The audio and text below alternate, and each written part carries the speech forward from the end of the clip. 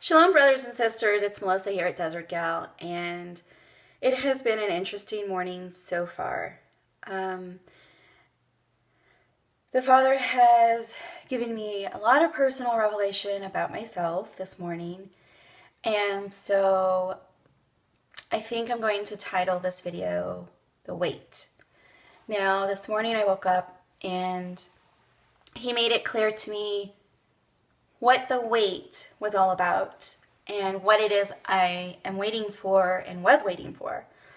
And I was waiting on me. And I think that's really interesting because that night when I was walking outside, He just said, wait. And I didn't know what I was waiting for, but I knew I was excited about whatever I was waiting for. And now it's just become so much clearer that I was waiting on me. And I don't know if that makes sense, except before the Father can move along in our lives, there are steps within ourselves that have to be taken and refinements within ourselves that have to be taken. And it's amazing to me because what I was waiting on was to face a particular fear. And I'm very thankful for the Father's Ruach within me that causes me to walk in obedience and gives me the discernment to be able to see when waiting is out of obedience and then when waiting becomes stubbornness. And so I know that if I continue to wait as I've been waiting, it will be crossing over into the area of waiting not out of obedience anymore, but out of stubbornness. And yet, here I see waiting taking on a twofold situation. Yes, there is something I'm still waiting for, and that is for the Father's call to begin to blossom. But I also can see how the waiting was a waiting on what He was working in me. And I just want to share a little bit with you guys about how to be able to discern the spirit and the flesh. And I can only share based on how I see it in my own life and when I know something is from the Father and when I know it's from me. Now, I'm reminded of the scripture verse in Romans chapter 7, verse 15. And this is Paul speaking. He says, "For what I am doing I do not understand, for I am not practicing what I would like to do, but I am doing the very thing that I hate." And I think what this is he was still developing how to walk by the Spirit completely. And none of us do it completely, we will eventually do it completely. But this is what he is speaking about. He is speaking about how to walk according to the Spirit, not the flesh, and yet how he ends up walking according to the flesh versus the Spirit. And that's always disappointing in our own lives when we recognize an opportunity where we could have walked by the Spirit and we didn't, and we ended up going with our flesh, and we're just like, ugh, and we want to redo. We want to do it over again. We want the opportunity to please our Father. And so this is how I can tell when I am being called to walk by the Spirit in my own personal life. It is always requiring me to get out of my comfort zone. It's always having me exercise the fruit of the Ruach. And it's always causing me to walk in a way that maybe sometimes if I had the choice, I would not walk. It causes me to face fears. And it causes me to be vulnerable. It causes me to be humble. And those can be very difficult things for our flesh to contend with. And when it is the flesh, it's usually something we want and we would have completely made the choice to come into agreement with. And that's how I know when something is of my flesh and when it's not, and when it's of the Father and when it's not. And the perfect example of this is when the Father told me that I am going to be married. I did not want to be married. My flesh had no desire to be married. And, even in this moment, I am still, I guess the last few days, one of my greatest fears with getting married is that I will lose my relationship with the Father. And I do not want that.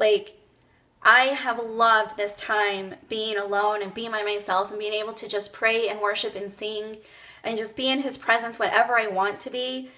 And a few days ago, I was just crying out, Father, I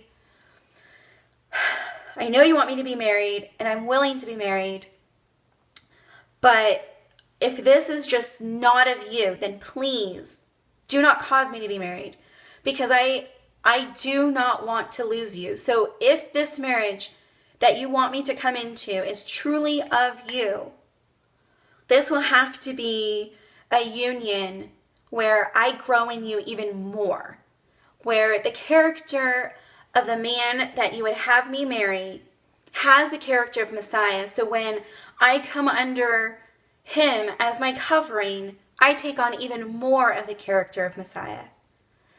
But otherwise, I do not want to be married. I do not want to come under anyone that cannot lead me in your truth. And so that is my greatest fear with being married, is that I will lose my time with the Father, I'll lose my study time, I'll lose my worship time and my prayer time, and that I won't feel Abba as strong as I do now. I won't hear Him as clearly as I do now, because those are the treasures that I have found in these last 2 years of separated and no longer being in that union. And I am so thankful and so completely relieved. And so, I know that my being married is not of my flesh, because it was not something I wanted. And even still, if it's a constant surrender to His will in walking out of these kind of fears of losing Him if I come into a union that I'm still confronting and I'm still going through. So that's the major key of knowing spirit and flesh. Your flesh, if it's your flesh, if you think it's the Father speaking, but it's your flesh, it will accommodate your flesh. It will accommodate your wants, your desires, the things and the dreams and the hopes and everything that you have. But when it's the Father, He confronts our fears. He confronts our flesh.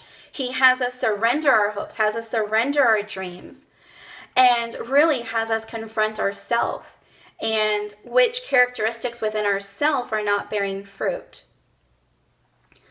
And so, Paul here is growing in this understanding of what it's like to lay his flesh down and to walk according to the Spirit, to deny himself and surrender to the Father.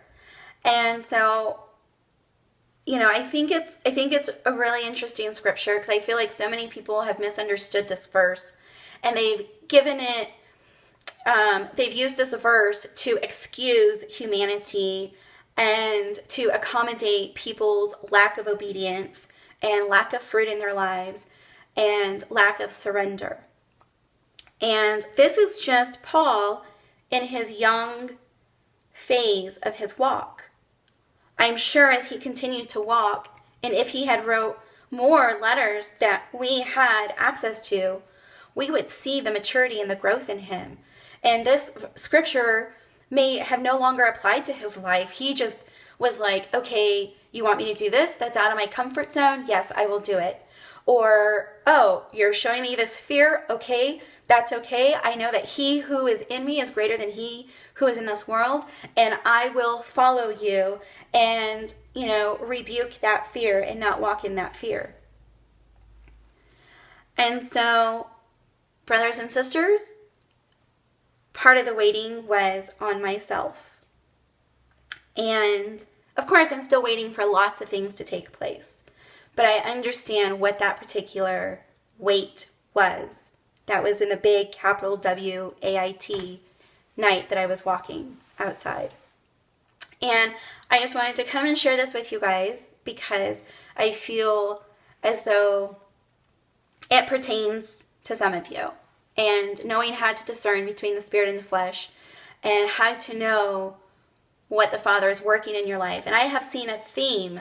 That's another way I can tell when something is from the Father, is it tends to be a theme that He's working on in me, and this is just the next phase or requirement of that theme. And so yeah, I wanted to share that with y'all, and I love you, and I hope you have a beautiful day. Shalom.